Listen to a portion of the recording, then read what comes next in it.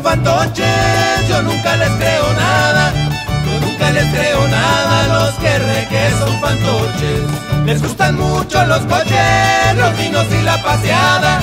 Después de tantos derroches se los lleva la tiznada. Que reque, que reque, que reque, que reque.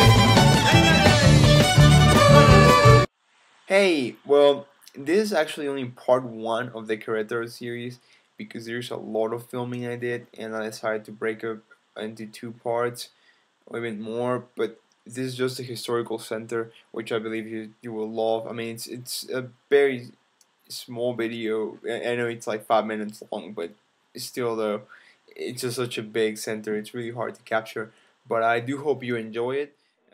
Alright, so as one approaches really the historical center, it is possible to see a change of architecture all around the buildings near the historical center. These buildings shown in this video were once houses, but now they're home to businesses and governmental offices. As you can see, these were very spacious houses, very full of detail. So these were only restricted to the upper class society, usually peninsulars, which were people that were direct from Spain during early colonial society. So obviously they held the highest level in the society, so they owned the nicest houses around. So here we have an example of the inside of a house. This is now a hotel, but it once used to be a house. So you can see the main entrance, and later in the video you can begin to see the stairs.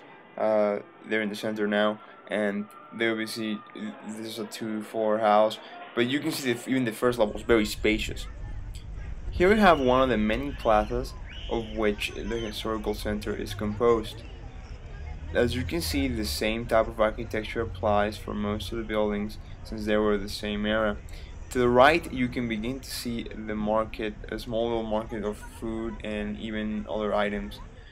This is a statue which constantly is in front of this church, a Catholic church of course. And I find it very interesting, of course, because it shows really the mixture of the 2 cultures, the Spanish one and the native one.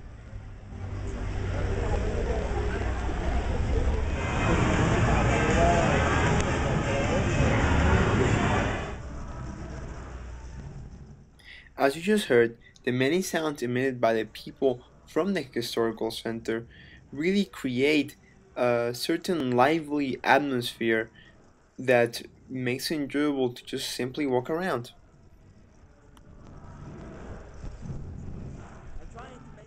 So I found myself in the middle of a political rally. More specifically, this was a rally for Pepe Calzada, who was a candidate for governor of the state of Querétaro. He actually won. This was during the July 5th elections, which happened recently, of course. And these were midterm elections for most states, including San Luis Potosí and Querétaro. Pepe Calzada is a candidate for the PRI party, which stands for Institutional Revolutionary Party. You might see some of the banners around. There they are. This is the oldest party really of the New Mexico. This is Mexico after the Mexican Revolution. It held power from 1936, I think, until the 2000 election. So recently they actually lost power, but they're coming back.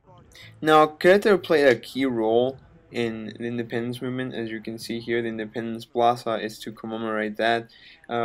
This plaza contains many governmental buildings, including the place where the governor actually takes seat for the whole state, considering that this is actually the capital city for the state. I don't wish to obscure the music played by these 2 excellent musicians, but I do think it's important to note they're playing flamenco music, which is originally from Spain. Again, this is another example of how Mexico's culture is mixed.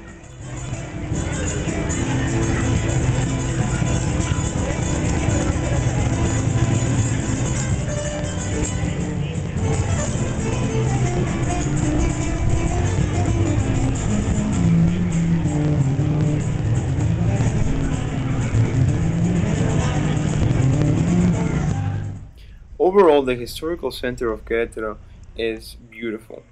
Definitely would recommend it for anybody to see. This videos only show a very small part of it, and you obviously can get the emotion that is felt once being there.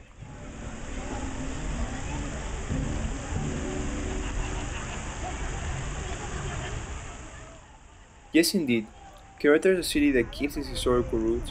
It still allocates time to look into the future.